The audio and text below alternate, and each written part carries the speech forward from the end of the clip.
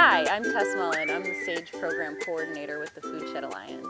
I'm Eric Derby. I work for the Food Shed Alliance, and I help manage the SAgE program. The SAgE program is a farmland access program that helps farmers gain access to long-term farm leases. This program's only a couple years old. The first season was 2020. So, being that it's only a couple years old, we're still learning alongside all of our farmers kind of how to manage this program and how to help it grow into the future to help as many farms as possible. Hi, I'm Aveni Ramsey, and I am the owner and operator of City Girl Farms. We are a small market farm in Sargentsville, New Jersey. I'm one of the SAgE program farmers. Many farmers have come to us and said, I have this idea, and we love their ideas, and I just want them to be more rooted in have they done their homework about the cost of getting into business. What is their fencing costs? What are their irrigation costs? What is their feed costs for organic feed? Vet bills, inputs, all the things that I didn't think to ask 4 years ago about their business plan. I take a approach to business planning where I put my core competency, my capital availability, and my customer as the foundation of building out my business plan. So understanding where I'm going to get money, what I'm really good at doing, and what the market demand is and how all of those things come together. So I built that as my foundation, and started to engage with the Food Shed Alliance staff to help me understand more about what customers were available in New Jersey, what support was out there to help me to diversify my customer base. And then through that process, I began to get more and more information about resources available so that I could build out my infrastructure and access labor. Pulling all of those things together, I built a really strong and conservative budget.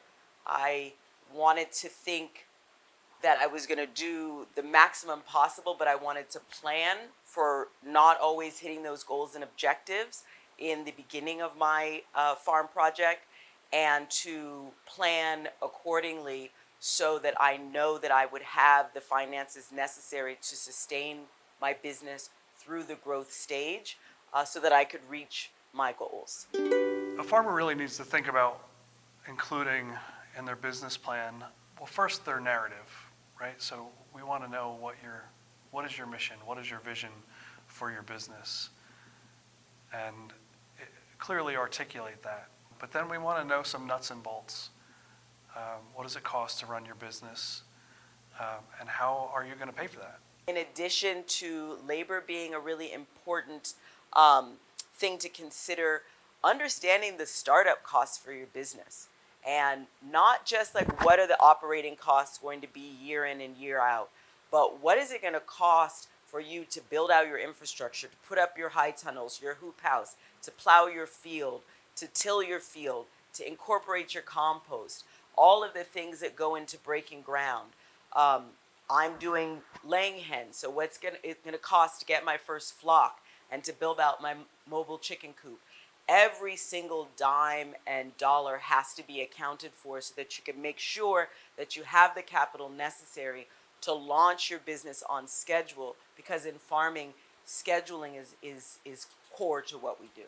In our farm leases, farmers can expect the Food Shed Alliance to supply power and water.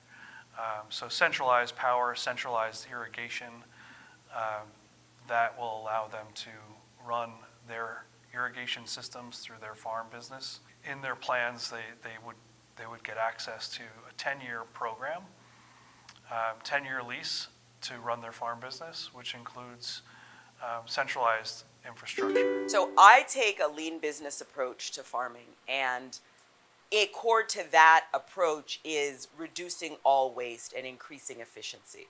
So for me, a plant put in the ground without knowing who the customer is that's going to purchase that is a waste of time, resources, and energy. So I put at the very front of my planning, who is my customer? I need to identify them. I need to interview them. I need to understand their total quantity needed. I need to understand the schedule for that total quantity needed and the frequency so that I can, and the price, so that I can understand how I need to manage for cost, how much labor I'm going to need, what my transportation costs and demands are going to be, so that I can properly plan, but it's always with the customer first. So looking at what's my core competency? I don't want to agree to grow things that I don't know how to grow.